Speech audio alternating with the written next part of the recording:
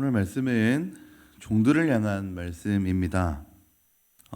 저는 이 본문을 대하면서 제가 학창 시절에 가졌던 의문을 좀 떠올렸습니다. 학창 시절에 이 본문을 읽으면서 종들, 그러니까 지금 노예들에게 하시는 말씀을 보면서 하나님께서 노예 제도를 찬성하시는 것인가 하는 생각을 해본 적이 있습니다. 이후에 제가 가르치던 아이들도 이런 질문을 저에게 몇 번 한 적이 있습니다. 이렇게 저렇게 이야기를 하기는 했지만 당시의 아이들에게 저 스스로 만족할 만한 대답을 못했던 기억이 납니다. 어떤 분들은 성경에 등장하는 종들이 당시에 지금 우리가 생각하는 정도로 어렵지는 않았을 거라는 주장을 하는 분들도 있는데요. 제가 찾아본 자료들에 의하면 당시 노예들은 정말 어려운 삶을 살았습니다. 힘겹고 눈물 나는 그런 삶을 살았습니다. 억울한 일이 많고 노동에 대한 정당한 대가를 얻을 수 없는 그런 삶을 살았습니다. 여러분들이 바울이라고 하면 여러분들이 바울이고 그들에게 억울한 일을 당하고 있는 그 노예들에게 편지를 쓰고 있다고 하면 여러분은 어떤 말로 위로를 하시겠습니까? 제가 만약 바울이라면 우선은 이들의 수고에 대한 위로를 하고 그리고 그들의 수고와 눈물을 위로한 다음에 그들의 행동에 대한 권면을 해줄 것 같습니다. 그게 아니면 이런 이야기를 했을 것 같기도 합니다.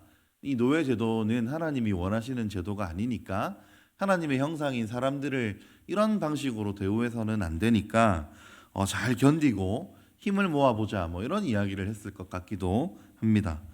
그런데 오늘 본문에서 바울이 하고 있는 이야기는 좀 뜻밖의 이야기들을 하고 있습니다. 노예 제도의 부당함이나 노예들의 해방이나 그들의 자유에 대한 이야기를 하기보다는 순종해라, 말대꾸하지 마라, 훔치지 마라 이런 이야기들을 하고 있기 때문입니다. 우리 9절 10절 말씀을 다시 한번 읽어볼까요? 9절 10절 말씀 시작. 종들은 자기 상전들에게 범사에 순종하여 기쁘게 하고 거슬러 말하지 말며 훔치지 말고 오히려 모든 참된 신실성을 나타내게 하라. 이는 범사에 우리 구주 하나님의 교훈을 빛나게 하려 함이라. 아멘. 여러분 좀 이상하지 않으세요? 어떤 날은 잔인하게 매를 맞기도 하고 주인의 부당한 요구에 억울함을 참아야 되기도 하고 인간 이하의 대우를 받으면서 그 모욕감과 모멸감을 견뎌야 했던 불쌍한 사람들이 지금 이 편지를 보고 있는 노예들입니다. 근데 이런 사람들에게 지금 바울이 하는 이야기가 너무 차갑게 느껴지지 않습니까? 좀 이상합니다. 왜 이랬을까요? 너무 불행한 처지에 있는 노예들, 이 사람들의 삶을 가만히 생각을 해보니까 이번에는 노예가 아니라 다른 사람들은 그럼 행복한가 이런 생각을 한번 해봤습니다. 여러분, 하나님이 말씀하시는 이 성경에 의하면 인간은 원래 불행한 존재이죠. 행복한 감정을 가끔씩 느낀다고 해서 인간이 행복한 존재인 것은 아닙니다. 인간의 결국은 죽음이고 인간의 결국은 심판이기 때문에 그렇습니다. 이 땅의 모든 사람들이 행복을 찾습니다. 모두가 행복해지고 싶어서 많은 일을 하고 지혜를 모읍니다.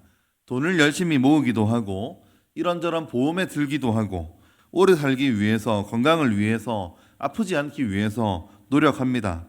근데 여러분, 그것이 가져다주는 행복한 감정이라고 하는 것은 일시적입니다. 인간은 절대 행복한 존재가 아니고 성경은 그것을 우리에게 분명하게 말씀하고 있습니다. 죽음 때문입니다. 인간은 결국 죽기 때문입니다. 여러분, 노예만 불쌍합니까? 아닙니다. 주인도 불쌍합니다. 가난한 사람도 불쌍하고 부유한 사람도 불쌍하고 노인도 불쌍하고 어린아이도 불쌍합니다. 천하를 호령하는 왕이라도 불쌍하고 미국의 대통령이라도 불쌍하고 결국 사람은 불쌍하고 불행한 존재일 뿐입니다. 물론 우리가 이 땅을 살면서 불행하기만 한 것은 아니겠죠. 때로는 마음이 행복해지는 여러 순간들이 있습니다. 이런 행복한 감정들은 다양한 방식으로 우리가 얻을 수 있겠죠. 내가 계획한 대로 되면 우리는 행복해하고 내가 원하는 것을 성취하면 행복해하고 내 자녀와 내 가족이 잘 되고 이러면 행복해하고 요즘에 또 마약이 인터넷에서 난린데 유명 배우가 마약을 해가지고 절대로 그러면 안 되겠지만 술이나 마약을 통해서 행복감을 느끼는 사람들도 존재하기는 합니다. 문제는 이런 감정들이 지속이 되지 않고 일시적이라는 거가 문제입니다.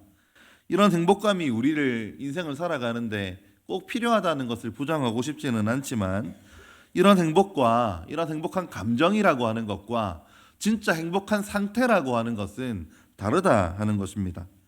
지금 불행한 감정을 느끼고 있는 사람이라고 하더라도 행복한 상태일 수 있습니다.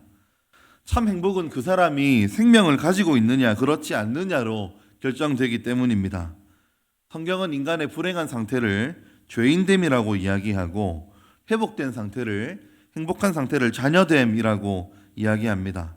자녀됨을 통해서 행복이 회복된 상태에 있는 사람이라고 하더라도 당장 행복감을 느끼지 못할 수도 있습니다.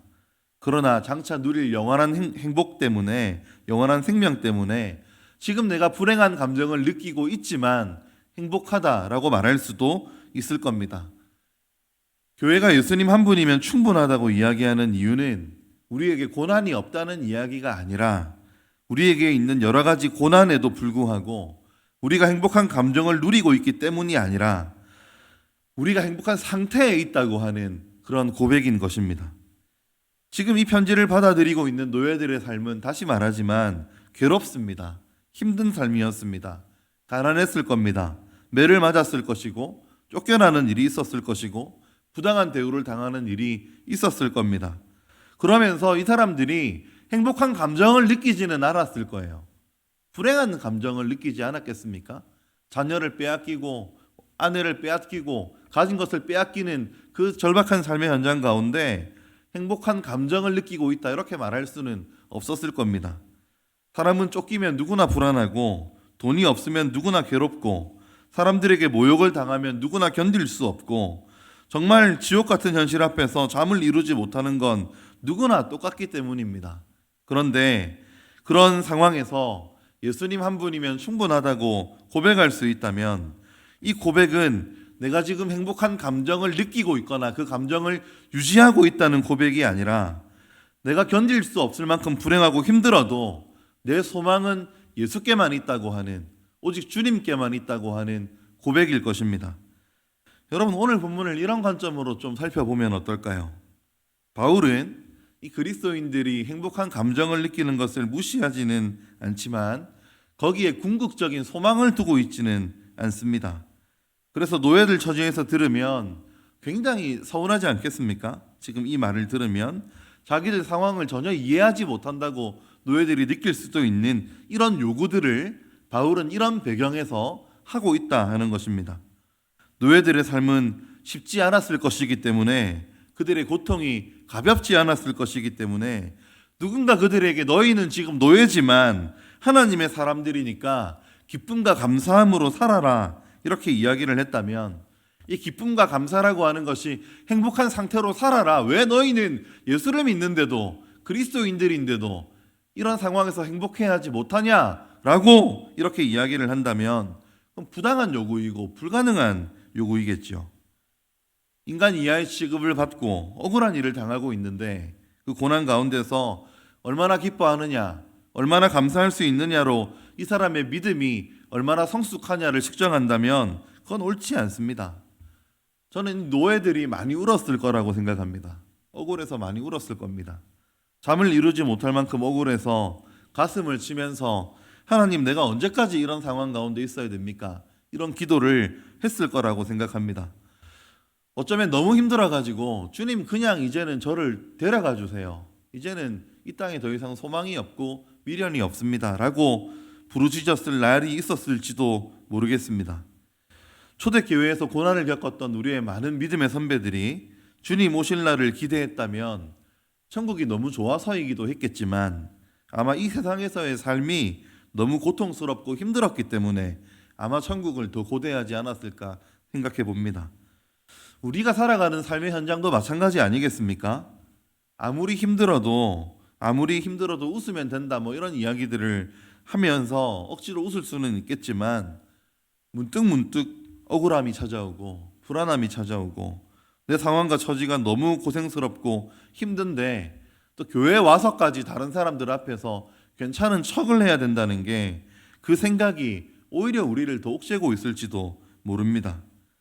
교회에서 기대하는 성숙한 신앙인의 모습은 어려운 일을 당하고 힘든 일을 당하고 병들고 아이들이 아파도 성숙한 신앙인이 되는 것이라고 나는 느끼는데, 내 당장 처지가 그렇지를 못해서 다른 사람들 앞에서 보일 때는 내가 그런 문제가 없는 사람처럼 보여야 돼서 나를 미화시키고 꾸미고 있으면서도 때로는 점점 초라해지는 내 모습을 보게 될 때가 있을지도 잘 모르겠습니다. 지난 주일이 추수감사주일이었잖아요. 저는 하나님을 믿는 사람은 아이들에게 설교하면서 불평하면 안 되고 원망하면 안 되고 감사를 표현해야 된다, 이런 설교를 했습니다. 하나님 앞에 감사를 표현하지 못하면 믿음이 없는 거다, 이렇게 설교를 했습니다. 근데 이 설교를 끝나고 나니까요, 한 주간 그런 생각이 들더라고요. 이 설교를 준비하면서 애들 입장에서는 진짜 힘든데 아이들 입장에서는 진짜 아프고 불안하고 인생이 왜 이렇게 꼬이나 싶고 힘들고 답답한데, 그렇게 답답하다고 이야기하고 힘들다 말하면 믿음 없는 거다, 이런 설교를 하면서 제가 아이들한테 답답한데 답답하다 말도 못하게 만들고 있었던 건 아닌가, 이런 생각을 한번 해봤습니다. 감사를 표현할 수 있다면 좋은 거지만 어려움 한가운데 있는 성도들, 어려움 한가운데 있는 아이들, 그런 어르신들을 만나본 입장에서 물론 감사에 대한 설교가 필요하지만 정작 어려움 한가운데 있으면서 얼마나 공감이 될까 하는 생각을 해봤다는 겁니다. 행복한 감정을 느낄 수 있으면 그건 좋은 거겠죠. 너무 좋은 거겠죠. 고난과 어려움 가운데서도 늘 행복합니다, 감사합니다 말할 수 있고 그렇게 살 수 있으면 너무 귀한 거겠죠. 하지만 이 감정을 가졌다고 행복한 것도 아니고, 행복한 감정을 가지지 못했다고 불행한 것도 아닌 이유는 궁극적인 우리의 행복이라고 하는 것은 어떻게 느끼는가에 의해서 결정되는 것이 아니기 때문입니다. 이 편지를 받았던 노예들이 당하고 있는 어려움과 아픔들은 마땅히 개선되어야 되겠죠. 하지만 그럼에도 불구하고 이들의 처지가 개선되고 이들의 대우가 개선되었다고 해도 그것 때문에 이들의 행복이 늘었다, 그들이 행복해진 상태에 있게 되었다라고 말할 수는 없을 겁니다. 이 사람들이 노예에서 해방되었다고 해도 그들이 느낄 그 행복한 감정, 이 땅에서 나아진 삶에 대해서 이야기할 수 있을지는 몰라도 그들이 궁극적으로 행복해졌다라고 우리가 말할 수는 없을 겁니다. 왜냐하면 그들을 포함해서 우리 모두를 진정으로 행복하게 할 수 있는, 행복한 상태에 둘 수 있는 것은 예수 그리스도를 통한 새로운 인생뿐이기 때문입니다. 바울은 예수 그리스도를 통해서 우리에게 주어진 생명, 하나님의 자녀가 되는 권세가 행복감을 느낄 수 없는 상황에서도 괜찮다고 말할 수 있는 위대한 힘이 된다는 믿음과 확신이 바울에게 있었습니다. 많은 고난을 당해도, 가난해도, 바울처럼 감옥에 갇혀 있어도 예수로 인해서 획득한 그 새로운 인생 때문에 괜찮았습니다. 예수를 믿는다는 것은 행복한 감정을 획득하는 것이 아니라 참 행복을 얻는 것임을 바울은 알았습니다.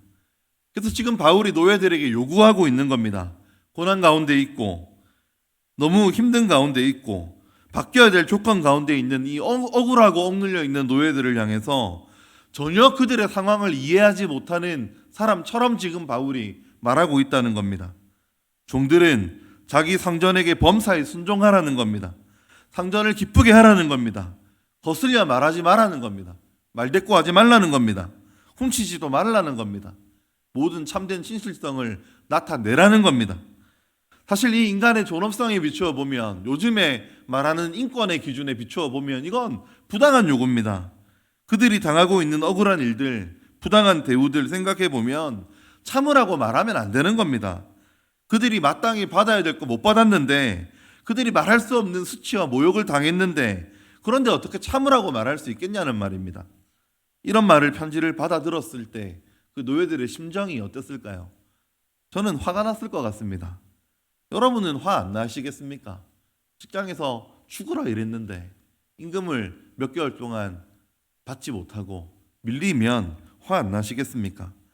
세상이 이렇게 부당한데, 세상이 이렇게 억울한데, 이 억울한 세상을 살아가면서 내가 왜 이런 고난을 당해야 되는지, 내가 왜 이렇게까지 힘들어야 되는지 억울하죠.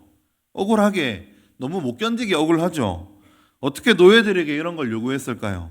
어떻게 그냥 참으라고 말했을까요? 어떻게 그냥 순종하고 말대꾸도 하지 말라고, 내 거 다 빼앗아가도 훔치지 말라고 어떻게 말할 수 있었을까요? 부당합니다. 부당한 요구입니다. 근데 여러분, 이 부당한 요구가 하나님을 믿고 살아가는 제자들에게는 합당한 요구가 됩니다. 노예의 신분이 자유인으로 해방되어야 되고, 더 부당한 대우를 받지 않을 수 있도록 제도적인 개선이 있어야 되고, 한 인간으로서 신분적 차별을 위해서 싸워야 될 책임이 마땅히 있습니다. 그러나 동시에 이 부조리한 세상을 살아가면서 천국을 소망하면서 살아가는 사람들로서 기대되는 삶의 모습이 있습니다. 바울이 그들에게 말했던 이 모든 부조리하고 불공평하고 불의해 보이는 이 요구들이 정당화될 수 없는 요구처럼 보이지만, 삶의 목적이 바뀌고 인생의 목적이 바뀐 사람들에게는 가능한 요구라고 하는 것입니다. 이 요구는 제가 이해하기로는 어떤 경우에도, 이 노예들아, 어떤 경우에도 하나님의 나라의 소망을 두고 은혜로 살아가는 주님의 제자임을 잊지 말자 하는 이야기입니다. 너무 무거운 이야기고, 너무 준엄한 이야기고, 너무 절실한 말이라서 저는 이런 말 하기도 참 싫고 괴롭습니다. 그들이 당했던 고통이 어떤 건지 알고 있는데, 그들이 당했던 아픔이 얼마나 깊은 건지 알고 있는데 참으라고 말하고, 빼앗겨도 도둑질하지 말라고 말하고, 더 열심히 그냥 일하라고 말하고 있는 바울의 심정은 어땠을까요? 쉽게 할 수 있는 이야기가 아니었을 겁니다. 오늘 본문을 통해서 우리가 얻을 수 있는 교훈은 여러분들에게 말씀드리기도 참 죄송스럽고 미안한 마음입니다. 우리 삶에 찾아오는 어려움들을 견디라고, 믿음의 길은 고난의 길이고 좁은 길이니까 담대하게 믿음으로 살아내시라는 말씀을 드려야 되는데, 이런 말씀 드리기가 참 죄송스럽고 마음에 힘이 듭니다.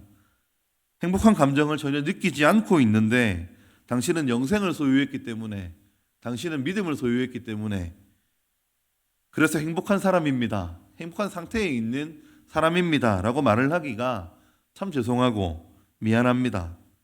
여러분, 바울도 모르지 않았을 겁니다. 아는데도 바울이 오늘 본문 같은 이야기를 하고 있습니다. 그들에게 어떤 고통이 있는지 알고 있는데도 대들지 말고 말대꾸하지 말고 탐하지 말고 신실하게 살아라. 아마 어떤 종이 너무 이 이야기 듣고 억울해가지고 찾아와서 바울에게 따지면, 어떻게 나한테 이런 이야기를 할 수 있느냐고, 당신이 내가 당하고 있는 어려움을 대체 알고는 있느냐고, 당신은 내가 아는 아픔들 다 모른다고 이렇게 따졌으면 그럼 바울이 아마 울지 않았을까요? 아는데, 다 알고 있는데 그들로 인해서 가슴이 아프면서도 그렇게 살라고 권하고 있기 때문입니다. 바울이 말하고 있는 것은 일반 사람들의 존엄성에 관계된 문제가 아닙니다. 이건 주님을 믿고 따라가는 제자로서의 삶에 관한 문제입니다. 바울은 오늘 말씀 후반부에 이렇게 말하고 있습니다. 이는 범사에 우리 구주 하나님의 교훈을 빛나게 하려 함이라. 여러분, 너무 띄엄띄엄 설교를 하니까 잘 기억하실지 모르겠지만, 어르신들을 권할 때도 이는 하나님의 말씀이 비방을 받지 않게 하려 함이라 이렇게 말씀을 드렸고, 젊은이들을 권할 때도 이는 대적하는 자로 하여금 부끄러워 우리를 악하다 할 것이 없게 하려 함이라 이렇게 말했고, 오늘 종들에게는 우리 구주 하나님의 교훈이 빛나게 하려 함이라 이렇게 바울이 권하고 있습니다. 결국 바울이 말하고 싶은 건 우리가 제자니까, 우리가 믿는 사람이니까 참자 하는 겁니다. 우리는 제자로 살아야 된다라고 하는 겁니다. 그들은 행복감을 느낄 수 없겠지만 그들에게 준엄하게 제자의 도리를 요구하고 있는 것은 고통당하고 고생하고 있는 노예들아, 혹은 이 편지를 받아들이고 있는 삶의 여러 어려움 가운데 있는 성도들아, 너희가 행복감을 느끼고 있지는 못하더라도 결국 예수 때문에 행복하지 않니? 라고 물어보는 말이기 때문입니다. 저는 그래서 지금 여러분들 가운데 기쁨도 없고 감사도 없다고 말하는 여러분들이 이 자리에 있다고 해도 괜찮다고, 예수님이 있어서, 영생이 있어서 괜찮다고 말씀드리고 싶습니다. 상태가 괜찮아서, 감정이 괜찮아서 괜찮다는 게 아니라, 원하는 결과를 이루어서 만족감이 있어서 괜찮다는 것이 아니라, 우리에게 결국 예수님이 있기 때문에 괜찮다는 겁니다. 바울이 종들에게 요구한 이 준엄한 요구를 여러분들에게도 들려드리고 싶습니다. 이 세상이 불공평해도, 우리에게 찾아오는 현실이 때로는 억울해도 여러분 제자로 살아냅시다. 예수님을 믿는 제자로 삽시다. 제자로 살아냅시다. 기도하겠습니다. 이 시간 기도하실 때 우리가 처한 상황이 어렵고 부당해 보이고 힘들더라도, 때로는 이해되지 않는 어려움이 우리 가운데 있더라도 주님, 제자로 살아낼 수 있는 힘을 주시옵소서. 주님, 우리에게 구주가 있음을 알게 하여 주옵소서. 이 시간 함께 기도하겠습니다. 사랑과 은혜가 많으신 아버지 하나님,